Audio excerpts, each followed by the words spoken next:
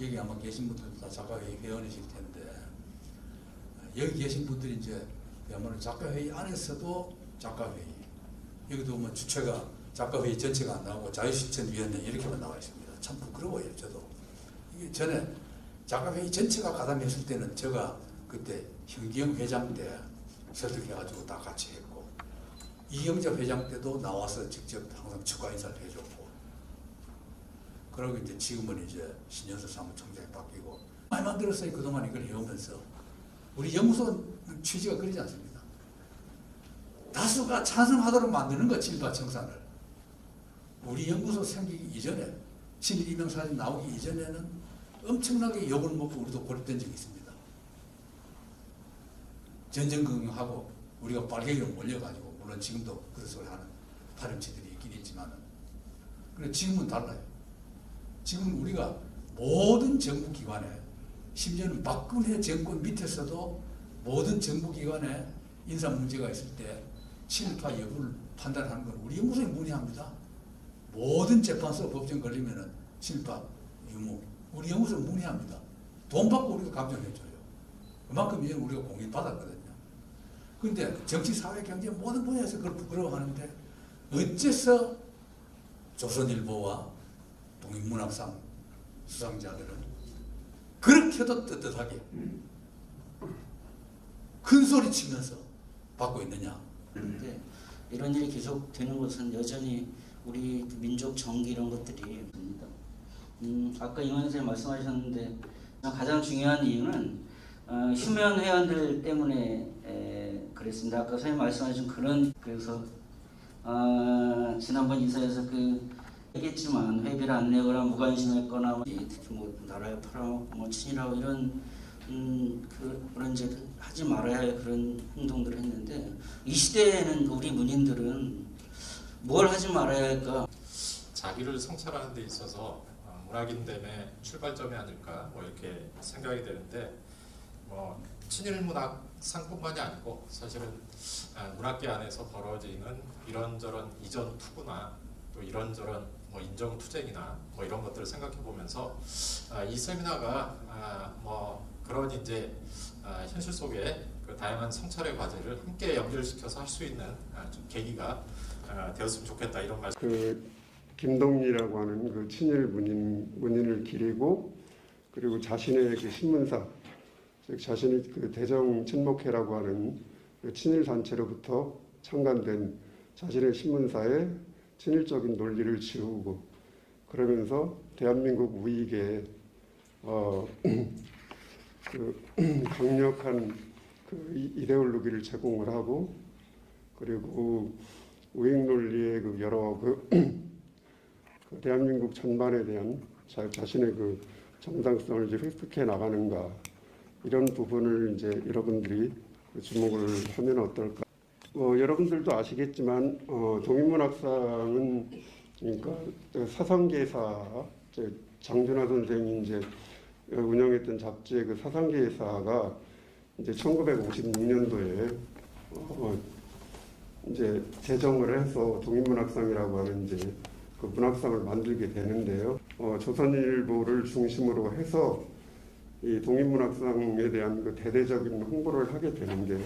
김동인 전집이라고 하는 전집 관행위원회가 이제 구성이 돼가지고요.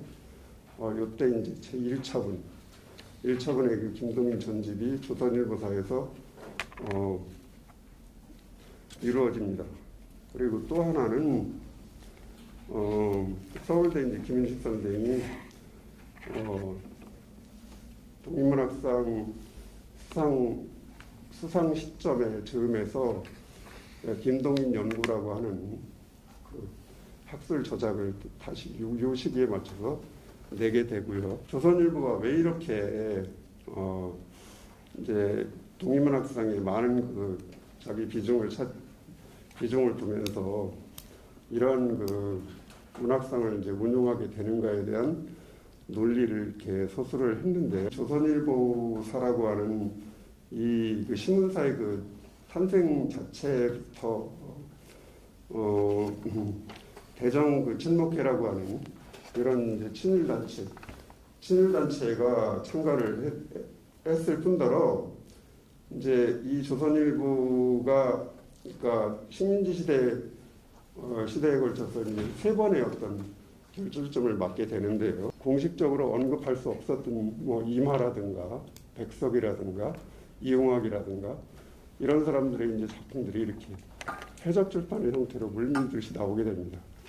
예, 이 얘기는 이제 이명훈 선생님도 말씀을 하셨는데 바로 이제 그 시점이 되게 중요한 시점인데, 그러니까 조선일보로서는 어떤 국면을 맞이하게 되냐면은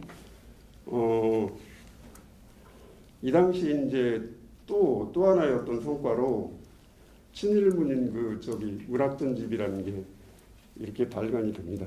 이제 그것을 주도하셨던 분들이 뭐 임원영 선생님이나 이제 다른 연구자들이 이렇게 하셨는데요. 그래서 이제 그때 비로소 대중들이 미당 서정주가 뭐 마쓰이 오장송가라든가 그리고 뭐 여타 친일 작가들이 이제 어떻게 자기 문학 작품을 통해서 적극적인 친일 행위를 했는가를 적나라하게 이제 이렇게 확인할 수 있는 그런 시점이고요. 그런 이제 혼란이 계속되는데 조선일보사로서는 상당히 부담을 좀 많이 갖고 있는 그런 시점이라고 얘기할 수 있습니다.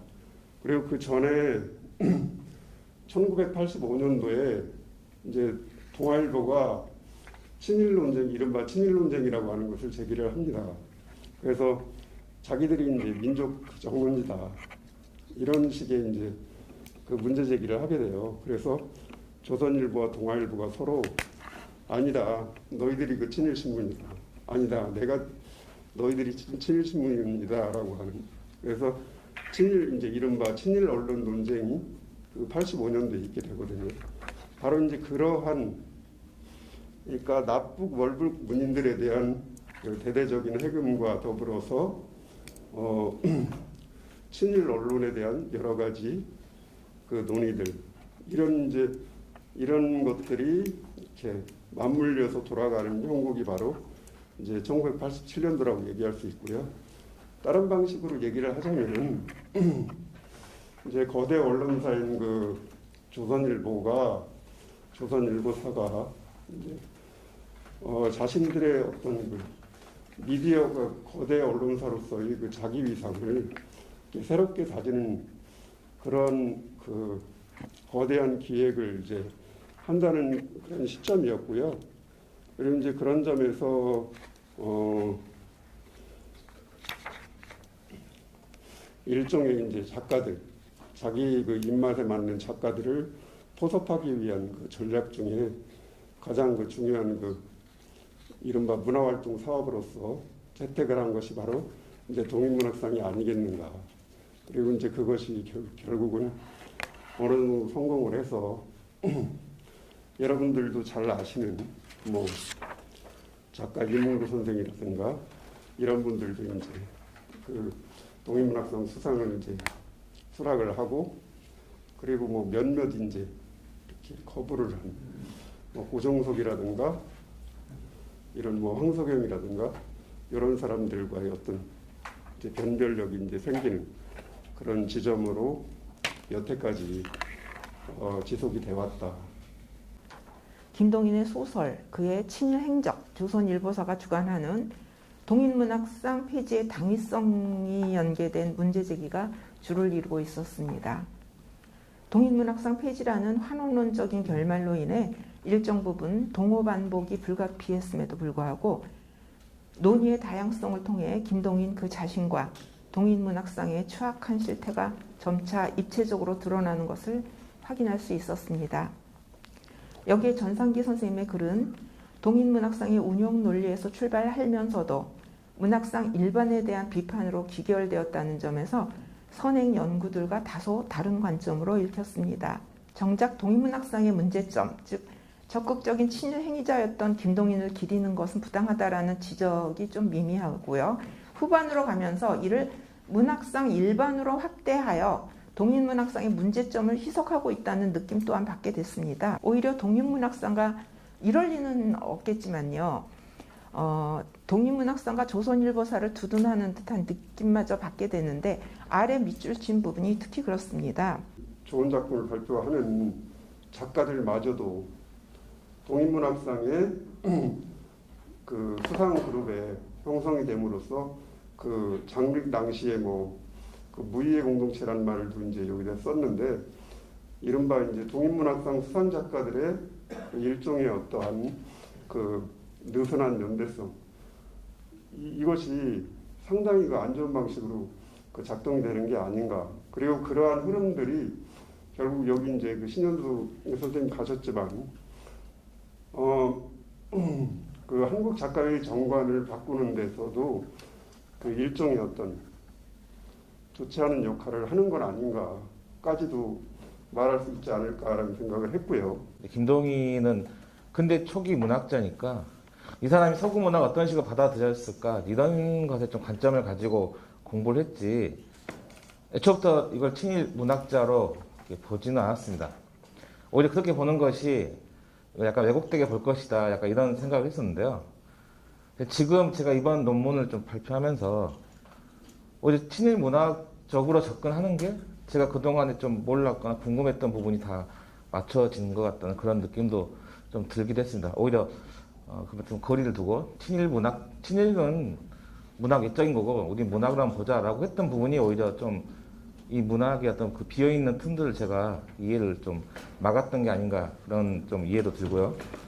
핵심은 이제 김동희 자연주의자라고 알려져 있지만 사실은 있는 그대로 현실을 보여주기보다는 자기가 보고 싶은 현실을 좀 보려고 했고요.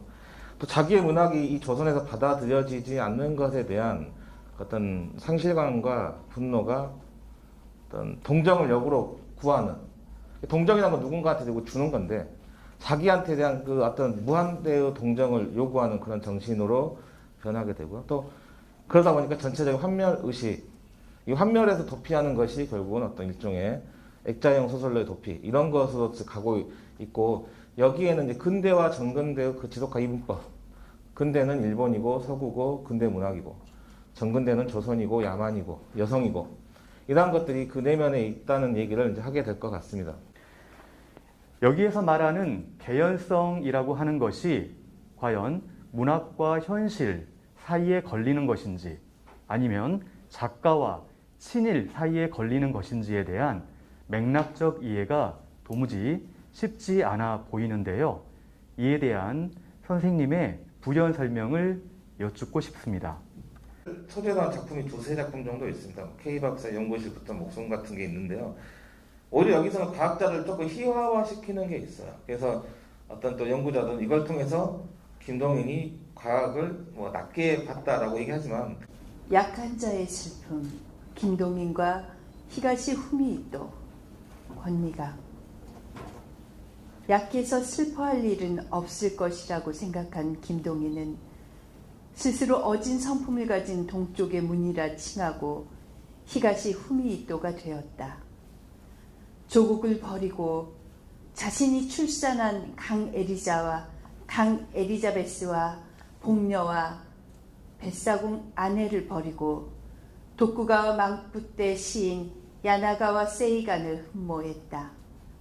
돈과 권력과 부조리에 매장당한 그녀들은 더 이상 주인공이 될 수 없었다.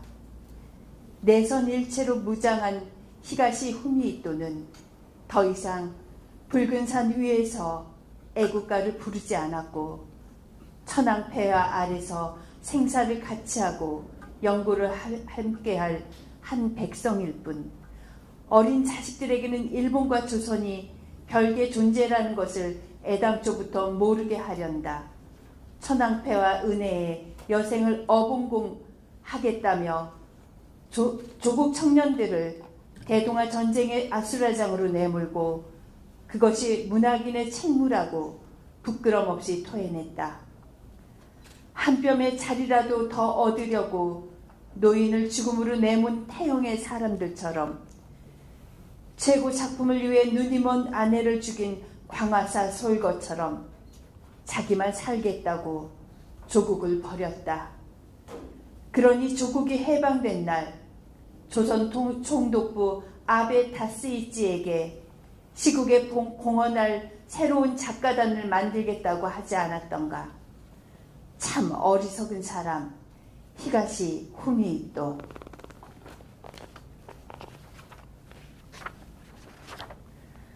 그 망령이 친일신문 조선일보에 스며들어가 문학상으로 이 땅의 작가들을 어지럽히니 변절한 천재 작가는 죽어서도 민족을 배반하고 친일 족속 품에서 히가시 후미히토가 된다. 믿음이 약한 자들의 슬픈 자화상이 된다. 동인문학상이 반드시 폐지돼서 정말 친일 문학이 이 땅에서 다시 그러니까 서지 못하는 그런 날까지 우리 민족문학연구회가 열심히 투쟁을 했으면 좋겠습니다. 고맙습니다. 끝나야 한다. 조미희. 희대의 커넥션이 있었다. 친일을 눈감은 권력이 있었고 권력의 시궁창에서 피를 빨던 친일파들이 소리 없이 비대해졌다. 괴물의 탄생이다. 왜곡된 발전을 위해 괴물을 허락한 사회에서 괴물은 문학의 광장에 거대한 김동인의 똥을 탑으로 쌓아놓고 이것이 예술이라고 자랑한다. 어떤 똥은 땅의 실한 채소들을 키우고 길가의 노란 민들레도 키운다. 민초의 똥은 생명이었다. 문학상이라는 이름 아래 애국문인의 혼을 더럽히고 문학을 더럽히는 허상의 탑, 김동인 문학상. 광복 76년 친일문인의 구린내 나는 전시는 끝나야 한다. 이제 결론을 대신해서 조금 정리를 해보면은 이제 학병수첩이랑 김덕수에서는 김동인이 이제 한국 시민교육을 기준으로 이제 청년세대, 기성세대와 청년세대를 구분하고 이제 청년세대를 이제 민족적 죄인으로 표상함으로써 이제 자신은 그런 민족적 죄인들을 민족의 자장으로 계몽하는 그러한 존재로서 이제 전화를 시켜서 그런 민족 주체의 자리를 도모하고자 했던 것으로 조금 보일 수 있었던 것 같습니다. 그리고 이제 만국인기랑 송만국인기는 그 사이에 놓인 이제 냉전 체제의 공식화와 단독 정부 수립의 공식화를 통해 볼 때 이제 문학의 순수성에서 이제 민족 문학을 강조하기까지 되는 그 과정이 이제 김동인에 있어서의 그 민족이라는 게 이제 우익 중심의 국가 체제가 편성되고 이제 반공투쟁의 주체가 요구되는 상황에서 그 지배 체제에 부합하는 어떤 주체가 되기 위해서 이제 민족이라는 것을 활용한 것이 아닌가. 그래서 사실상 김동인에 있어서 민족이라는 것은 식민지 말기에 이제 총동원 체제에 자신이 그 체제에 편입하기 위해 했던 것과 마찬가지로 이제 당대 지배 질서에 안전하게 안착하기 위한 자원으로 이제 고안된 것이 김동인에 있어서의 민족이 아니었는가. 저는 이 지금 발제문을 쓰면서 조금 생각을 해봤던 것 같습니다. 네, 제 발표는 여기까지입니다. 학병수첩과 김덕수 두 작품을 읽으며 느낀 것은 청년 세대의 행적조차 적극적인 비판의 대상이 되지 않는다는 점입니다. 김덕수에서 이들은 대정 중력 혹은 마렵에 세상에 나서 가정에서는 무슨 다른 교육이 없어 학교에서는 한국 식민으로서의 교육만 받아 온 세대로 설명되는데, 이러한 서술은 저에게는 국권 피탈로 국가적 차원에서는 물론이고 가족 공동체 안에서의 민족의식마저 파괴되어 일제가 유포하는 한국 식민화 담론에 대항할 정신적 가치를 가지지 못한 세대를 위한 변론으로 들립니다. 비판이긴 하지만 그 동시에 그들을 변호하고자 하는 마음도 공존하고 있는 걸로 이제 해석이 좀 되는 것 같습니다. 실제로 이제 학병수첩을 이제 1인칭 주인공을 서술자로 내세우고 있는데, 그 서술자로 내세워서 이제 기성세대의 부추김으로 인해서 학병에 지원할 수밖에 없었던 그 상황, 그리고 이제 학병으로 활동하면서 학병으로 이제 있으면서의 이제 고통을 형성하고 있는데, 이 1인칭 서술자와 이제 김동인의 심리적 거리가 상당히 가까운 것으로 인식이 됩니다. 그리고 더불어서 이제 김덕수는 1인칭 나라는 이제 서술자가 나오는데, 그 서술자의 직업은 이제 아예 변호사로 나와서 결국에는 이제 김덕수를 변호하는 일에까지 참여를 하게 되는 것으로 볼 때 김동인은 사실상 이 두 작품을 통해서 비판과 동시에 그들을 변호를 하고 있는 것으로 보입니다. 그래서 저도 이제 이 부분을 이제 그 김동인이 이광수의 문제를 다뤘던 이제 반역자와의 서술 전략과도 비슷하다고 이제 느껴졌는데요. 관련해서 이제 저번에도 발표를 하셨던 하상희 선생님께서도 이제 이 해방기 때의 이제 김동인에게 이 친일에 대한 것을 비판하는 동시에 이제 그들을 변호하는 것이 사실상 대협력의 혐의로부터 김동인 스스로도 자유롭지 않기 때문에 자신을 변호하기 위한 어떤 전략 가운데 하나로 이들을 변호하고 있는 것은 아닌가라고 보고 있습니다. 그 많은 갈등과 또 오해와 눈치가 있었음에도 불구하고 뜻있는 분들이 함께해서 올해 5번째 지금 하고 있습니다. 그때 함께했던 그 임원영 선생님, 또 최원식 선생님, 유정순 시인, 김은교 시인, 또 노혜경 시인, 이도움 그 평론가, 임동학 시인, 정세원 시인, 또 이규배 시인, 안재성 소설가, 박한영 역사학자, 김난희 연구가, 김점용 시인, 이런 분들이 처음에 함께 해주셨는데요. 김점용 시인은 얼마 전에 또 세상을 뜨셔서 고인이 되시기도 했습니다. 그래서 올해 이제 5번째 맞이하고 있습니다. 그래서 그동안 우리가 그 세미나와 또 친일문학상 반대 행사를 통해서 그동안 중앙일보 사사하던 미당문학상이 폐지가 되었고요. 또 한국일보 사사하던 팔봉 비평문학상이 내년부터 폐지될 예정으로 있습니다. 그래서 지금 조선일보 사사하는 이제 동인문학상만 남아 있는 것이죠. 그래서 앞에 우리가 두 개의 문학상의 성과를 보면 동인문학상도 반드시 없어질 것이라고 믿고 이게 폐지를 넘어서 이제 우리가 학문적인 차원에서 또 문화예술적인 차원에서 친일을 우리가 주체성을 가지고 친일에 대한 흔적을 폐지시키고 더 나아가서 이제 이 항일문학에 대한 연구를 좀 더 본격화하는 그러한 시대를 우리가 열어보려고 합니다. 그래서 오늘 이제 이 세 분의 발표와 세 분의 토론이 있어서 참 감사드리고요. 또 우리 이명원 선생님 사회를 또 잘 봐주셔서 감사드리고요. 앞에 우리가 1부 끝나고 신앙송이 2분이 있었는데요. 일반 학회와 다르게 우리는 이 문학인들이 또 중심이 되어 있기 때문에 어떤 학회에서 하는 학술 발표처럼 딱딱한 것이 아니라 좀 더 우리가 유연하게 현실적이기도 하고 또 학문적이기도 하고 그러한 세미나를 추구하고 있습니다. 자, 그래서 이 세 분의 발표를 들었는데요.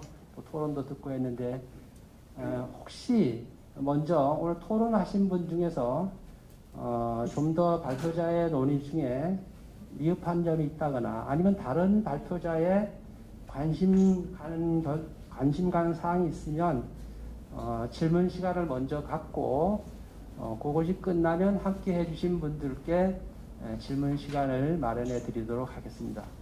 예전의 관점에서 김동인의 문학을 친일과 연계하는 연구에 대해서 어떻게 생각을 그 당시에 하셨을까 하는 약간의 역질문을 좀 드리고 싶고요. 또 한 가지는 이번 세미나를 준비하시면서 다소 변화된 그 관점의 연구, 그러니까는 그 친일의 문학을 새롭게 이제 친일 문학에 대해서 새롭게 김동인의 문학과 연계하는 그런 작업을 하셨는데요. 연구자로서 지금까지의 논리나 혹은 관점을 약간 수정하거나 추가 논의해야 될 그럴 필요가 있을 것 같기도 합니다. 그런데 그런 관점 간의 그러니까 동인문학상 친일문학상과 그냥 작품으로서의 김동인의 어떤 관점들, 뭐 미학적인 관점이든 이런 것들이 어떤 간격과 그 거리가 있을 것 같습니다. 그 부분에 대해서 조금 말씀을 해주시면 감사하겠습니다. 네, 최창원 선생님. 예. 네, 질문 것이 이번 발표에 제한되고 어떤 소득이고 그래서 한번 지금까지 했던 것을 다시 한번 생각. 최창원 선생님 답변을 들으니까 김동인 사상계에서 처음 동인문학상을 제정했을 때 그 이유는 무엇일까에 대한 어떤 이해가 선행될 필요가 있을 것 같다는 생각이 드는데요. 간단하게 물음을 가져보자면 장준하는 왜? 라는 그런 물음이 될 것 같고요. 마찬가지 물음을 다시 동서문화사 그리고 조선일보사 이렇게 옮겨가면서 질문들을 이어가 볼 필요도 있을 것 같은데요. 혹시 그 부분에 대해서 선생님께서 자료를 이렇게 조사하고 연구하시는 가운데 알게 되신 것이 있다면 조금 더 설명을 부탁드리고 싶습니다. 는 요즘 뭐 이제 사상계 연구가 좀 됐으니까요.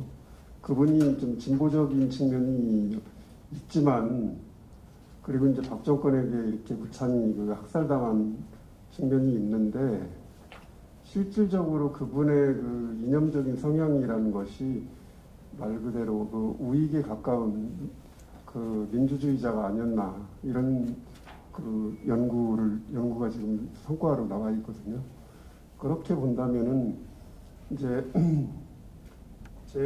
그래서 잠깐 썼지만 백철의 자문을 받아요.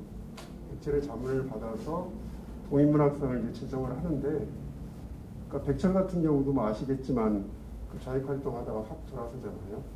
이제 그런 부분이 아마 그러니까 백철의 어떤 느낌이 나름으로 이제 어떤 그 특정 작가의 이름을 딴 문학상으로 제정되는 과정에서 어느 정도 용인된 게 아닌가라는 생각이 들고요.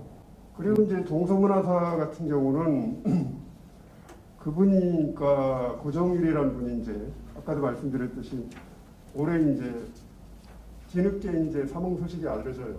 그래서 뒤늦게 이제 그분의 그 부고가 이렇게 그 여러 그 매체에 떴는데 그 고정일이라는 분 자체가 상당히 우익적인 사람이에요.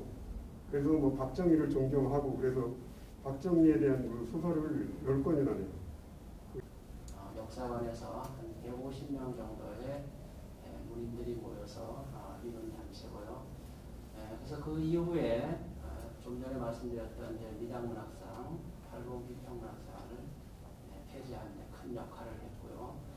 우리가 이 친일문학상 폐지만 한 것이 아니라 항일 독립운동가들을 또 기리는 사업을 해서 첫 번째 시집으로 독립운동가의 적두사 이런 시집을 냈고요. 두 번째 시집으로는 뭐였죠? 제목이 별의 큰 별들 죄송합니다. 별의 큰 별들이라는 또 독립운동가를 기리는 두 번째 시집도 냈습니다. 그래서 이제 이 독립운동가를 기리는 이 시집은 앞으로 3권, 10권, 20권, 30권 계속 우리가 간행할 예정으로 있습니다. 아쉽게도 이제 코로나 상황이 되어서 시집을 냈는데 우리가 시낭송회를 갖는다거나 독자와 함께하는 그런 시간을 갖지 못해서 아쉬웠는데 앞으로 이 코로나 상황이 극복되면 이런 이제 시집을 간행해서 독자들하고의 만남도 활발하게 진행하려고 예정하고 있습니다. 이런 이제 우리 민족문학연구회 제가 소개를 말씀을 드렸고요. 그래서 앞으로 이 동인문학상 폐지와 아울러서 독립운동가를 기리는 사업을 꾸준히 할 것을 약속드립니다. 오늘 이제 우리 이명원 선생님 사회를 모셨고, 그다음에 전상기 선생님, 또 이경숙 선생님, 최창건 선생님, 정민구 선생님, 또 박수정 선생님, 이시성 선생님 발표와 토론에 함께해 주셔서 매우 감사드립니다.